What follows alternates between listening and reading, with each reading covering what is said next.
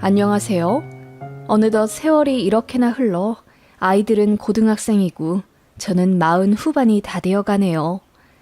이렇게 살기까지 제 결혼 생활에서도 참 많은 일들이 있었네요. 결국 버티는 자가 승리한다고 지금은 남편도 온전히 제 편이고 그 악독하던 시어머니도 이빨 다 빠진 호랑이가 되어버렸군요. 이제는 오히려 제가 갑이 되어버렸고 시어머니는 제 눈치 보기 바빠졌지만 시어머니한테 뜨신 밥 한 번 못 얻어먹고 숨 쉴 때마다 눈 마주칠 때마다 구박당했던 결혼 초반 10년의 상처가 쉽사리 회복되진 않아요. 치사하다 해도 할 수 없네요. 저에겐 깊은 상처로 남았으니까요. 남편에겐 형 하나, 여동생 하나 이렇게 있습니다.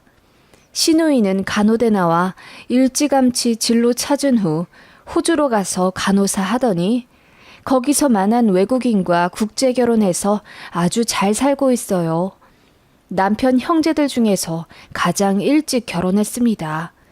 그래서 저희 결혼할 때도 이미 호주에 있었고 상견례 때도 못 왔어요. 결혼식 당일날 한 번 뵈었네요. 그 이후로도 1년에 한 번 들어올까 말까 하더니 어느 순간부터는 아예 안 오더군요. 나중에 남편한테 이야기 들어보니 신우가 본인 친정과 연을 끊었다고 하더라고요. 이유는 남편도 모른다고 했고 어머님도 그 부분에 대해 이야기하지 않으셨지요. 그래서 결혼 후 명절에 시댁에 가면 형님네만 늘상 뵈었습니다. 형님네는 아주 잘 살았어요. 중소기업 대리인 남편과 저와는 다르게 아주 좋은 대기업 사내 부부였고 윗동서는 친정도 잘 살아 결혼할 때 30평대 자가 아파트를 갖고 왔다고 하시더라고요. 그에 반해 저희 시댁은 평범 그 자체인지라 해줄 돈도 거의 없으셨습니다. 그래서 아들 둘 결혼할 때도 지원이랄 게 없으셨고요. 어머님이 장남을 정말 예뻐라 하셨는데 그런 장남에게도 돈 해주실 게 없었으니 차남인 제 남편에게는 10,000원 한 장 기대할 수 없었지요. 아무튼 그래서 그런지 어머님은 저 결혼할 때도 시어머니인 본인보다 윗동서인 형님한테 잘하라는 이상한 말씀을 하셨습니다. 그냥 고부관계가 좋으신가 보다 생각했고 저도 결혼하면 그렇게 사랑받을 수 있지 않을까 하는 기대를 했었네요. 그치만 그건 제 착각이었습니다. 결혼 2개월 만에 맞은 첫 명절 때 이야기입니다. 형님은 돈 많이 벌고 바쁜 대기업에 다니니 명절 일 할 사람이 저밖에 없다면서 저더러 일찍부터 와서 요리하라 하시더라고요. 홀어머니시니 그것까진 저도 이해했습니다. 그래서 하루 월차 내어 명절 연휴 전부터 시댁에 갔습니다. 처음엔 미안해 하시더니 제가 편하고 좋아시키는 거라며 이것저것 일거리를 내오기 시작하셨어요. 그렇게 저는 명절 첫날 며칠 동안 죽어라 전부치고 요리하고 낡은 시댁 전구도 갈아들여 묵은 잡일 다 해드렸습니다. 형님네는 명절 당일 아침에 와서 딱 아침 점심 두 끼 먹고 일어나시더군요. 어머님이 서운해 하시는 것도 같았는데 윗동서가 어머님께 두둑한 돈봉투 드리니 어머님 표정이 아기처럼 밝아지시더라고요. 저희 부부 역시 점심 먹고 이제 친정 건너가겠다고 했더니 어머님이 갑자기 소리를 지르시며 네가 왜 벌써 가? 우리 장남 가는데 반찬거리랑 전 부친 것 좀 잘 싸서 들려주거라. 소고기 묵국 끓인 것 있지? 그것도 통에 잘 담아서 트렁크에 넣어주고 라고 하시더군요. 아주버님과 형님이 됐다고 하는데도 어머님은 제 등을 찰싹 때리며 닥달하셨습니다. 남편도 기막혀하며 일하는 사람 따로 있고 먹는 사람 따로 있냐고 화를 냈지만 어머님은 큰 며느리만 내내 쓰다듬느라 바쁘셨죠. 저더러는 친정 가지 말라고 하시더니 형님한테는 어서 가거라. 차 밀린다. 사돈분들한테 안부 전해드리고, 응? 이라며 지극정성의 모습을 보이시더군요. 제가 서운해하자 어머님은 네가 더 이쁜 며느리라 그래. 조금 더 같이 있고 싶은 이 시애미만 모르겠니? 라고 하시더라고요. 하지만 그건 어머님의 얄팍한 술수였고 명백한 차별이었습니다. 사실 더 거슬러 올라가면 어머님은 장남과 차남부터 차별을 하시던 분이셨지요. 평범했던 제 남편에 비해 상대적으로 공부를 더 잘했던 장남에게 올인하셨고 친척들에게 돈 꿔가며 아주버님 공부시키셨다고 들었어요. 그렇게 해서 명문대 들어가셨고 일사천리 대기업까지 들어가신 거죠. 그런데 정작 친척들한테 빌린 돈은 제 남편이 갚으라 하셨다더군요. 형은 서울에서 보금자리 구하느라 힘드니 지방에 사는 제 남편이 더 여유롭지 않냐 하시면서요. 남편이 싫다고 했더니 어머님이 대성통곡을 하면서 여자 혼자 애셋 키우느라 힘들었는데 자식이 무시를 한다고 제 남편의 여린 마음을 쿡쿡 찌르셨나 봅니다. 결국 마음 약한 제 남편이 2천만 원인가 3천만 원을 드렸다고 하더군요. 제 남편은 어릴 때부터 차별당한 게 당연해서 그런지 크게 억울해하지도 않았습니다. 아무튼 그런 대단한 어머님이셨고 제 남편에게 하듯 며느리인 저한테도 막대하셨네요. 어머님은 형님네와 차로 30분 거리에 살고 있었고 저희랑은 2시간 넘게 떨어져 지냈지만 온갖 잡심부름과 병원 병수발은 제가 들길 바라셨어요. 어머님은 당뇨가 있으셨고 젊을 적 교통사고를 당한 부위가 불편해 정형외과도 자주 가셔야 했습니다. 그 모든 수발을 둘째 며느리인 저에게 기대하셨습니다. 2달에 한 번 있는 정기검진도 제가 때 맞춰 같이 가드려야 했고 어머님이 못 가시면 제가 대신 휴가 내서 병원과 약을 타오기도 했어요. 그리고 시댁집에 샤워기가 망가졌다거나 가구 리폼을 하겠다고 하실 때도 꼭 저를 부르시더라고요. 솔직히 억울한 마음도 있었지만 어머님은 너랑 더 친해지려고 그러는 거다. 시애미가 너만 부른다고 너무 속 좁게 생각할 필요 없어. 나는 돈만 주는 큰 며느리보다 네가 더 좋다. 라고 하셔서 참 사람 속 긴가민가하게 만드셨네요. 지금 생각하면 가스라이팅이었지만 말입니다. 어머님은 저를 길들이려 하셨던 것 같아요. 그렇게 저밖에 없다고 하시면서 온갖 잡일을 다 시키셨고 저를 종처럼 부리셨네요. 형님은 바쁘니 또 제가 더 살가운 둘째 며느리이니까 어쩔 수 없다고 생각했습니다. 저는 형님네보다 더 일찍 아이를 가지게 되었고 아들을 낳았습니다.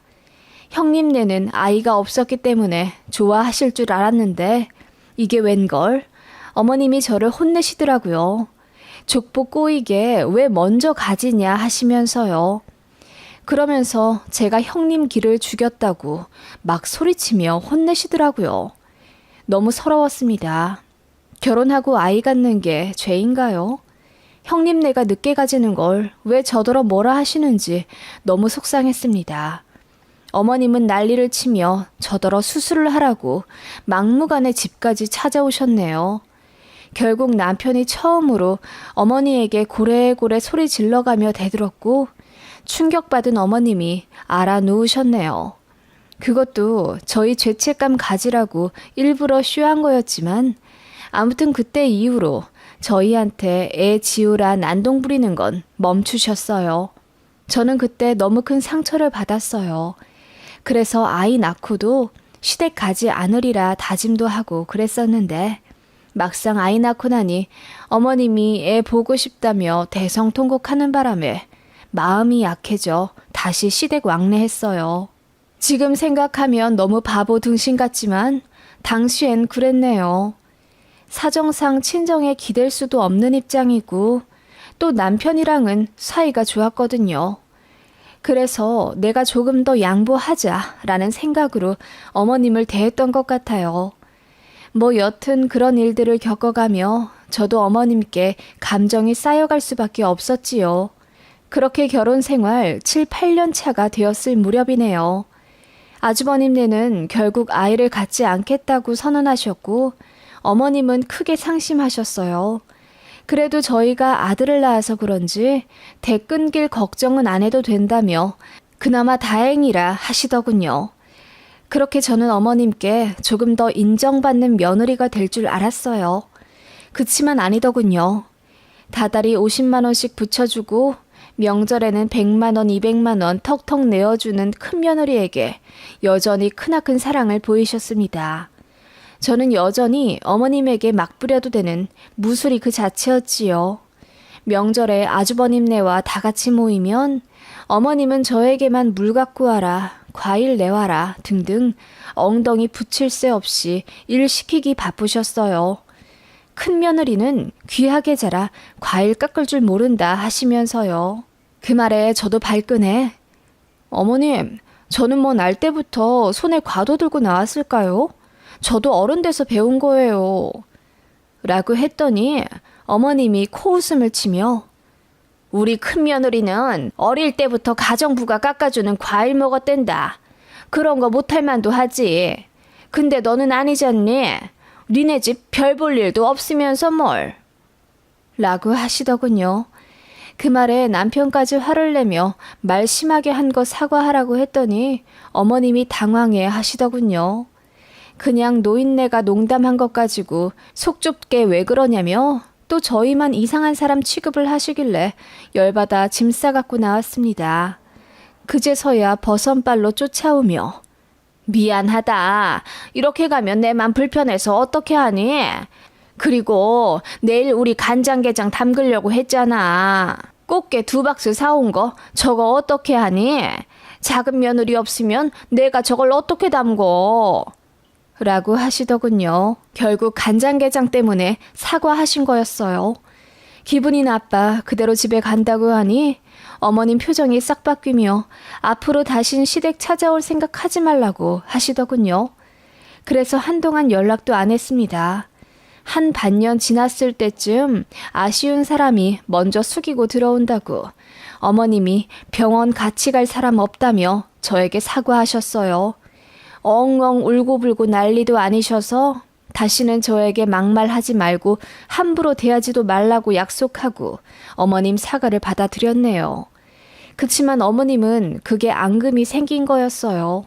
만만한 둘째 며느리한테 사과하니 자존심은 상하는데 잡일할 무수리는 없으니 어쩔 도리가 없으셨던 거지요.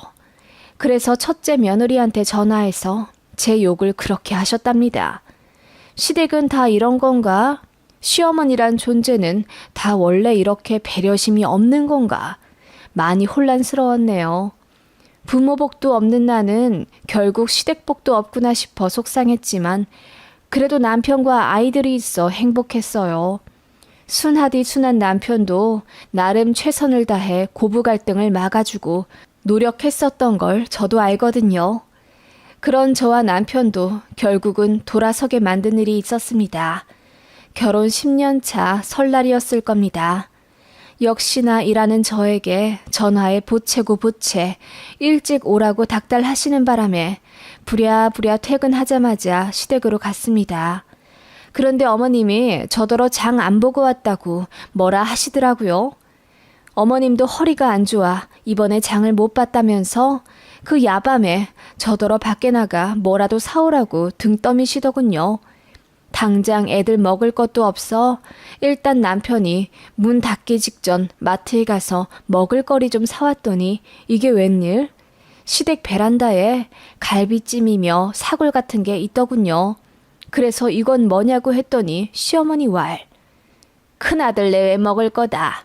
큰며느리가 임신을 했어. 라고 하시더군요. 그때 알았죠. 어머님이 먹을 게 없다고 한 이유를요.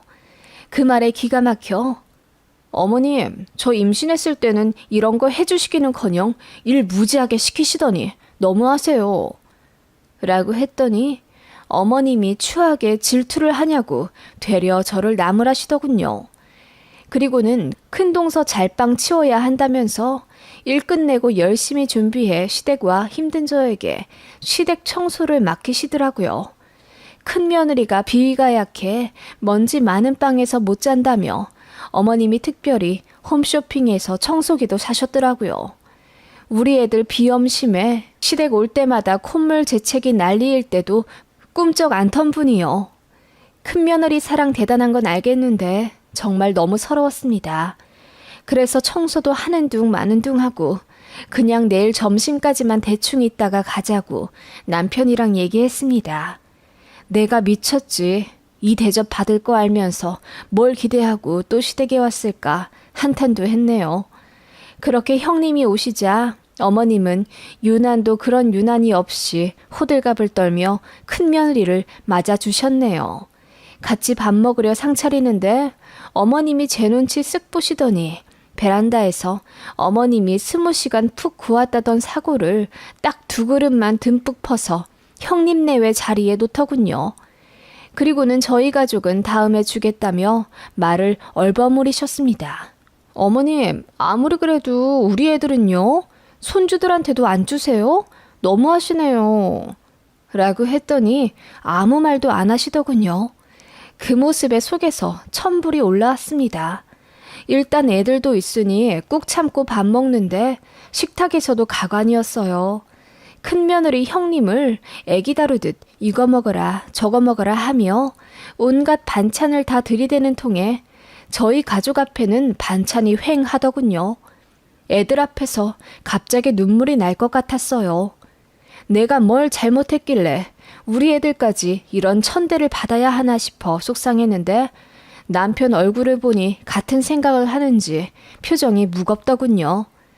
그렇게 제가 마지막 남편 밥까지 덜어낸 이후에야 밥솥에 밥이 없다는 걸 깨달았습니다. 어머님, 밥이 모자라네요. 냉동실에 여분 있나요? 아님 햇반이나. 응? 밥이 없어? 밥이 왜 없어? 베란다에 내가 덜어둔 찬밥 있다. 그거 데워 먹거라. 어머님은 큰 며느리 얼굴만 바라보며 저에게는 눈길도 주지 않은 채 말씀하셨어요. 뒷베란다로 가보니 까만 비닐봉지로 덮어놓은 밥그릇이 보이긴 하더군요. 그래서 열어보니 세상에 초록색 곰팡이가 덕지덕지 묻어있는 상태의 오래된 밥이었습니다. 그건 밥이라고 볼 수가 없었지요. 음식물 쓰레기였죠. 그래서 어머님한테 가서 이거 상해서 먹을 게 못 된다고 했더니 어머님이 획 하고 빼서 여기저기 살펴보더니 겨울이라 괜찮다. 곰팡이 핀 부분만 요리조리 떼어 먹거라. 라고 하시는 거예요.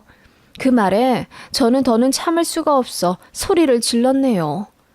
어머님, 너무하세요. 어떻게 저더러 다 썩은 밥을 먹으라 하시는 거예요. 제가 그렇게 우습고 만만하세요? 더는 못 참겠네요. 그동안 어머님 안쓰럽고 불쌍해서 참아드렸는데 해도 너무하세요. 그 말에 어머님은 당황하더니 임신한 형님한테 질투를 해서 그러는 거 아니냐며 저를 이상한 사람 몰더군요. 남편도 이제 더는 못 참겠다며 어머님한테 절연을 이야기했습니다. 그리고 남편이 앞장서 그대로 애들과 짐 챙겨 시댁 문 쾅 닫고 나왔네요. 어머님은 후에 저에게 전화해 여우같이 남편 조종하는 년이라며 온갖 욕을 하시더군요. 그리고는 이제 우리 큰며느리가 나 모시고 산단다. 애 낳으면 내가 우리 장남집에 들어가 살기로 했어. 내가 우리 장손 키워주며 그 집에서 노후 보낼 거다. 너 같은 거 필요 없으니 오히려 잘 됐지 뭐. 라고 하시며 깔깔 웃는데 꼭 마녀 같더군요. 형님은 애 낳고 100일 뒤에 복귀할 건데 애 봐줄 사람이 없다며 어머님을 모시고 올라온다 하더군요. 어머님은 장남이랑 합가할 생각에 들떠 계셨고요. 나중에 얘기 듣기로는 어머님이 정말 시댁 정리하고 서울에 있는 형님네로 올라가셨다더군요. 그리고 형님은 애 낳고 100일쯤 뒤에 바로 회사 복귀하셨댔고요. 그렇게 애 낳고 잘 살 줄 알았던 형님네가 이혼했다는 소식을 들었습니다. 그 말에 그럼 같이 살던 어머님은 이런 생각이 먼저 들더군요. 형님네가 부자이니 뭐 집 하나 해주지 않으셨을까 하는 마음에 걱정도 안 들었어요. 그런데 나중에 아주버님께 들은 상황은 충격적이었습니다. 결혼 생활 내내 아주버님이 주식 투자를 잘못하여 빚이 상당히 많이 생겼다더군요. 그걸 형님, 아니 정확히는 형님네 친정이 다 갚아주었다고 했고요. 애 낳으면 정신 좀 차릴 줄 알았는데 또 주식에 손을 댔다고 했어요. 그래서 부부가 싸움을 했는데 어머님이 거기서 아들 편을 들었다는 겁니다. 아무리 큰며느리 사랑이 대단하더라도 자기 아들 기죽으며 혼나는 꼴을 못 보신 거죠. 그래서 어머님이 큰며느리한테 네가 하도 잘난 체를 해서 우리 아들이 기가 죽어 그런 거잖아. 돈 좀 벌어보겠다고 그런 걸 그렇게까지 다그쳐서야 되겠니? 아무리 그래도 하늘 같은 남편한테 라며 따귀를 올리셨다나 봐요. 그래서 열받은 형님이 바로 경찰 신고를 했고 어머님은 2년간 애 봐준 공도 없이 그대로 쫓겨났답니다. 아주버님도 그대로 이혼당했고요. 아주버님 성격에 어머님 모시고 살 그릇 안 되니 어머님은 고향 내려와 시이모 집에 얹혀 지내신다더군요. 그러면서 조만간 저희한테 전화 갈 거니 엄마 좀 부탁한다는 내용이었습니다. 너무 황당하더군요. 아니나 다를까 며칠 후에 정말 어머님한테 전화가 왔어요. 엉엉 울면서 나처럼 박복한 년 없지. 네 여우 같은 형님이 날 쫓아내 버렸다. 지 남편 좀 잘못한 거 가지고 어떻게 나까지 냉큼 버린다니. 내가 그거 싹수노란 거 진작 알아봤지. 너처럼 성격이 순하고 착하질 않아. 라며 또 이간질을 하시더라고요. 어머님, 이렇게까지 됐는데도 정신을 못 차리시네요. 여우 같은 건 어머님이시고요. 거기서 왜 아들 편을 드세요? 아주버님 잘한 게 뭐 있다고요? 주식빚 몇 억도 다 처가에서 갚아줬다는데 며느리한테 바짝 엎드려 살진 못할 망정 거기서 싸다구를 왜 날리세요 날리긴? 제가 비웃으며 이야기하자 어머님이 흠칫 놀라시더라고요. 어머님한테 그렇게 못되게 이야기한 거 처음이었거든요. 저도 사람이다 보니 어머님 그렇게 된 게 한편으론 참 꼬시더군요. 그래서 다 어머님이 자초한 일이니 알아서 사시라 하고 끊어버렸습니다. 그랬더니 몇 번 더 전화하시다가 집까지 찾아와 뒤로 넘어갈 듯이 울고불고 저에게 비셨습니다. 다시는 안 그럴 테니 불쌍한 자기 좀 걷어달라네요. 그 악어의 눈물에 속고 싶지 않았습니다. 그래서 한 번 더 오면 저도 경찰 신고한다고 했더니 큰 며느리도 날 신고했는데 너도 날 신고하려고? 그래 다 해라. 아예 날 깜빵에 집어쳐넣지 그러니? 못된 년들. 라고 하시며 울부짖더니 다신 연락 안 하시더군요. 그렇게 연은 끊어졌고 몇 년 동안 아예 연락 안 했어요. 그렇게 우리 애들 중학생 되었을 무렵 남편이 시이모부님께 받은 연락 한 통으로 다시 왕래하게 되었네요. 이모님 내외가 자식과 합가해야 해서 이사를 가야 하니 이제 어머님을 저희더러 모시고 가라 하시더군요. 마음 풀고 잘해드리긴 싫어도 도리는 지켜야 할 것 같아 어머님 찾아뵈러 갔습니다. 머리가 새하얗게 쉬셨더라고요. 그간 당뇨도 심해졌고 몸도 많이 안 좋아지셨더라고요. 모아둔 돈이랑 돌아가신 아버님 연금으로 어찌저찌 살 수는 있겠지만 상황이 정말 안 돼 보여서 저희 집 근처로 이사 오시라 했습니다. 합가는 죽어도 못하겠고 근처 살면 봐드리긴 하겠다고요. 어머님이 눈물 흘리며 미안하다 하시더군요. 자식 셋한테 다 버림받을 줄 몰랐는데 돌이켜보니 다 당신 잘못인 걸 아셨다고. 그걸 깨닫고 나니 머리에서 까만 털이 안 나더라며 엉엉 우시는데 그걸 보니 제 마음도 좋지 않더라고요. 여튼 그렇게 어머님은 저희 동네 근처에 살고 계시고요. 한 달에 한두 번씩 찾아가 반찬도 좀 해다 드리고 병원 오갈 때 도움 드리고 있습니다. 어머님은 저에게 다시 살가운 며느리 노릇을 바라시는 듯한데 사실 그 이상은 힘드네요. 그냥 이렇게라도 해드리는 게 제 마음이 편할 것 같아 조금 도리할 뿐이지요. 지금은 제가 큰 소리치며 잔소리도 하고 그러네요. 때로는 약 올리듯 농담하며 어머님, 그러게 예전에 저한테 왜 그러셨어요? 저한테 잘해주셨으면 말년에 며느리한테 구박받을 일도 없었을 텐데요. 라고 하니 어머님이 씁쓸하게 웃으며 미안하다 하시네요. 사이다일지 고구마일지 모르지만 어머님을 두고 모른 채 하고 사는 것보다야 이렇게 사는 게 제 마음은 편하네요. 가끔씩 옛날의 억울함이 올라올 때마다 어머님께 한 번씩 잔소리하는 재미로 살아야지요, 뭐.